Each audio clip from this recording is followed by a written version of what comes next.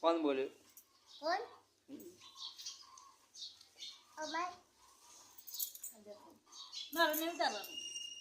હું લાવ્યો? હું લાવ્યો? એ શું છે?